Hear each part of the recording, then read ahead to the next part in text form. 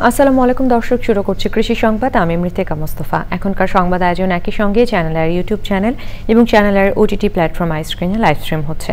যাচ্ছে বিস্তারিত প্রসঙ্গে।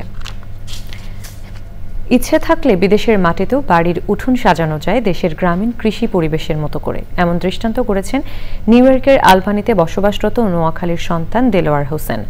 শুধু ফল ফসলের আবাদ নয়, রীতিমতো কোয়েল কবুতরের খামারও গড়ছেন তিনি। আরও জানাচ্ছেন শাইখ সিরাজ। আমেরিকার আলবানির লাউডেনভিল এলাকা, শহরের কোলাহল পেরিয়ে শান্ত এক আবাসিক পল্লী। এখানেই বসবাস করেন বাংলাদেশের নোয়াখালীর সন্তান দেলোয়ার হোসেন। গ্রামের কৃষিজীবী পরিবারের সন্তান দেলোয়ার কঠিন সংগ্রামের পথ পেরিয়ে গড়েছেন প্রবাস জীবনের এক সমৃদ্ধ ঠিকানা। ওয়েদারের কারণে অনেক কিছু পসিবল না, তারপরে আমরা ট্রাই করতেছি যে কোন ফসলটা এখানে করা যায়, কোন গাছ ফল গাছটা এখানে হয়। যেন বাংলাদেশের কোনো সম্ভ্রান্ত কৃষকের বাড়ির আঙিনা এটি। এখানে শিম, লাউ, মরিচ, করলা, টমেটো সহ নানা রকম ফসল ফলছে দেলোয়ার আর তার স্ত্রী রোকসানা আক্তারের যত্ন আর ভালোবাসায়। 20-25 আইটেমের মতো মরিচ আছে। আপনার বাগানে আমি হেলেঞ্চা গাছও দেখলাম, এটার বীজ পেয়েছেন কোথায়? বাংলাদেশ থেকে কেউ একজন অনেক আগে সংগ্রহ করছে, আমি ফ্লোরিডা থেকে আনছিলাম আমার এক ভাবি থেকে। বাঙালিরা অনেক সবজি করে, অনেক যার জায়গা আছে, যার অ্যাবিলিটি আছে, সময় আছে, জি জি করে। আলহামদুলিল্লাহ যারাই করে খুবই ভালো হয়।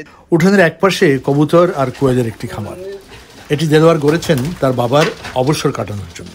উনি আসার আগে আমি ঘর রেডি করছি। উনি বাংলাদেশে অনেক কবুতর পালে, তো ওনার এখানে যেন মন খারাপ না হয় বা সময় টাইম গুলা যায়। আপনার হাতের এটা কি চেরি টমেটো?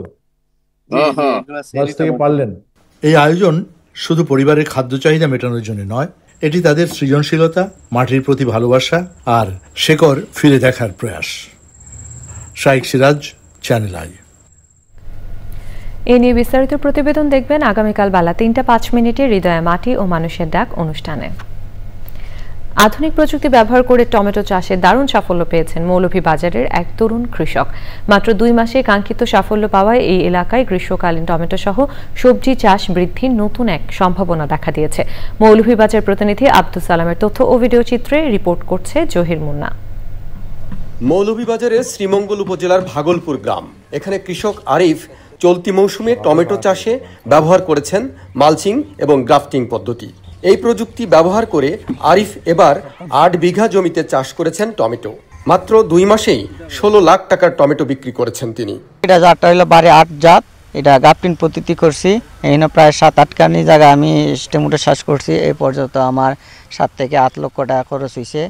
এখন আমরা টমেটো হারভেস্ট করতেছি, 100-120 টাকা কেজি পাইকারি বিক্রি করতেছি। তার সফলতা দেখে এখন আশপাশের অনেক কৃষকই গ্রাফটিং পদ্ধতিতে টমেটো চাষে আগ্রহী হয়ে উঠেছেন।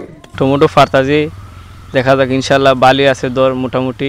আমার কাছে ভালো লাগছে এই টমেটোটা দেখে। আশা করি আমিও এবছর তো সম্ভব না, আগামী বছর আমি চেষ্টা করবো এইরকম একটা টমেটো করার লাগে। এটা তো কোনো সিস্টেমে তাই খরচ হয় না, তানটাই তো শিকারও আছে, আমরা দেখলাম ইনশাল্লাহ আরো বুঝারও আছে। জেলা কৃষি বিভাগ বলছে চলতি মৌসুমে মৌলভীবাজার জেলায় প্রায় 150 হেক্টর জমিতে গ্রীষ্মকালীন টমেটো চাষ হয়েছে। গ্রাফটিং পদ্ধতি ছড়িয়ে দেওয়া গেলে আগামীতে এই টমেটো চাষ আরও বৃদ্ধি পাবে। আমরা দেখেছি যে বাস্তবে বিঘাপতি কৃষকরা প্রায় 1 লাখ 1.5 লাখ এমনকি 2 লাখ টাকার মতো তারা লাভ হচ্ছে। আমরা আমাদের পক্ষ থেকে এই উচ্চ ফলনশীল সবজি আবাদে আমরা কৃষকদেরকে প্রতিনিয়ত সাহায্য সহযোগিতা করে যাচ্ছি এবং মাঠ পর্যায়ে আমরা তদারকি করছি। গ্রাফটিং পদ্ধতির এই টমেটো চাষ এই অঞ্চলের অনাবাদি জমিকে ব্যবহারের আওতায় আনা এবং কৃষকের বাড়তি আয়ের নতুন এক পথ সৃষ্টি করতে পারে। Zahir Munna, channel I.